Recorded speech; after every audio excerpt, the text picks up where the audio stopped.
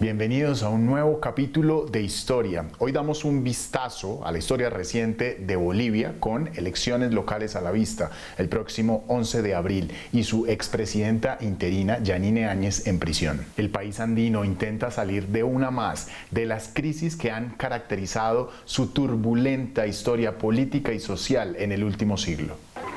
Bolivia inició el siglo XX habiendo perdido en varias guerras buena parte de su territorio y su acceso al mar a manos de Brasil y Chile. Entre 1932 y 1935, su derrota en la Guerra del Chaco contra Paraguay la despojó de otros 450.000 kilómetros cuadrados aproximadamente. El convulso panorama fue caldo de cultivo para que el héroe de la Guerra del Chaco, el militar Hermann Busch, asestara un golpe de Estado en 1935. Pasados 17 años de régimen autoritario, Bolivia se sacudió en 1952 con el estallido de su revolución nacional, liderada por el Movimiento Nacionalista Revolucionario, un movimiento que contó con el apoyo de la clase media, los sectores mineros, los indígenas y los campesinos.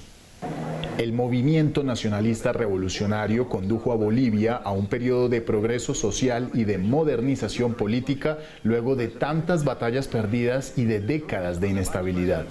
Bajo la presión popular, el Estado, liderado por Víctor Paz Estenssoro, presidente en 4 ocasiones, introdujo el sufragio universal, nacionalizó las minas de estaño y lanzó una reforma agraria que expropió a los terratenientes semifeudales, repartió la tierra de manera más justa entre los indígenas y campesinos y fomentó la educación rural.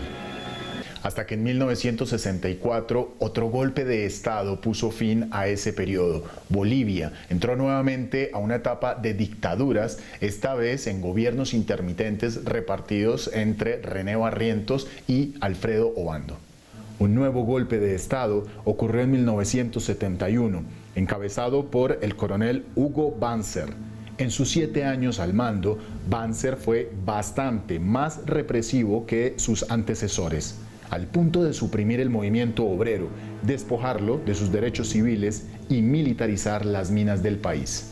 Hugo Banzer dimitió en 1978, presionado por una dilatada huelga de hambre de mujeres mineras y por la oposición, que lo acusaba de represor, de corrupto y de haber contraído una enorme deuda extranjera.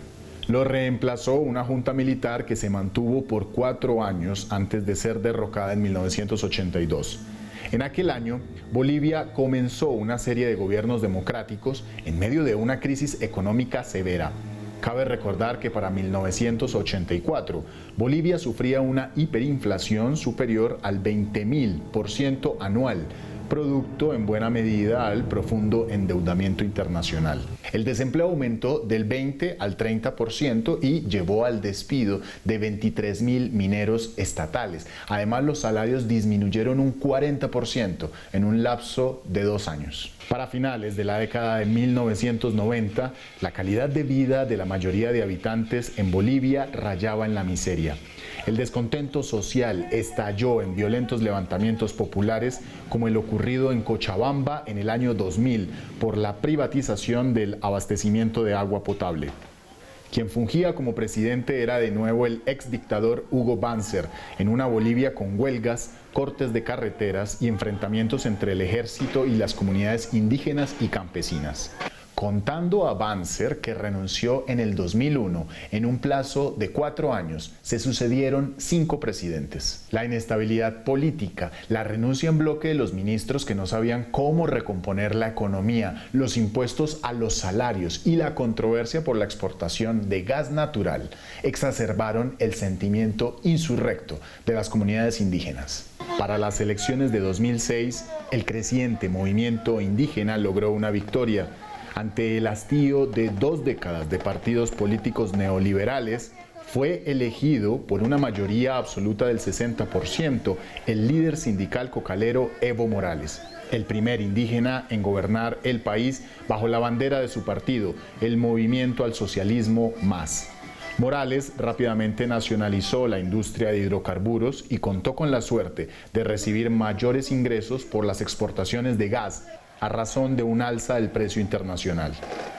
Las políticas de Evo Morales frenaron la pobreza y le dieron al país un crecimiento del 5% en su Producto Interno Bruto durante sus primeros años de gobierno. Evo Morales fue reelegido por amplias mayorías en 3 ocasiones, pero tras insistir en una cuarta candidatura presidencial y además de la denuncia de un presunto fraude en los comicios electorales de 2019, perdió el apoyo de los militares y se vio obligado a renunciar y a exiliarse en Argentina. Durante su exilio, Bolivia fue liderada por el gobierno interino de Yanine Áñez, quien a lo largo del año de pandemia de coronavirus de 2020 aplazó la realización de nuevos comicios electorales mientras la justicia abría procesos contra Evo y varios de sus funcionarios. Finalmente, las elecciones se llevaron a cabo el 18 de octubre de 2020, dando por vencedor a Luis Arce, antiguo ministro de Economía de Morales y candidato del MAS. Evo pudo retornar al país el 9 de noviembre. La expresidenta Yanine Áñez fue detenida el 13 de marzo de 2021, acusada de sedición y terrorismo por una presunta conspiración de golpe de Estado para derrocar a Evo. Otro episodio más de una larga historia de golpes de Estado, dictaduras y un pueblo que ante la mínima crisis se levanta en masa. Hasta aquí llegamos. Soy Andrés Suárez Jaramillo. Gracias por compartir estas historias que las encuentran en los programas de France24.com.